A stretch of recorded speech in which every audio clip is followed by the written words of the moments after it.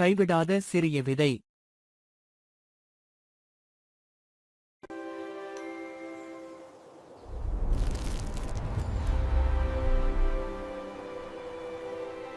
அந்தச் சிறிய விதையை எல்லாரும் சிரிச்சாங்கள். அது வளரவே முடியாது என்று. நீ ரொம்ப சின்னதுதான் என்று பெரிய செடிகள் சொன்னது. ஆனா அந்த விதை நம்பிச்சது. ஒரு நாள் நான் வளர்வேன்.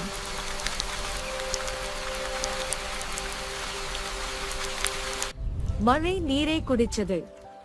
சூரிய வெப்பத்தையும் உணர்ந்தது. மெதுவா ஒரு அதிசயம் நடந்தது. அந்த சிறிய விதை ஒரு பெரிய மரமாக வளர்ந்தது. இப்போ எல்லாருக்கும் அந்த மரம் தேவை. நிழலும் பழங்களும் கொடுக்கிறது. ஒருபோதும் கைவிடாதே. சிறியதாய் இருந்தாலும் பெரியதாகலாம். நீ என்ன ஆகப் போகிறாய்?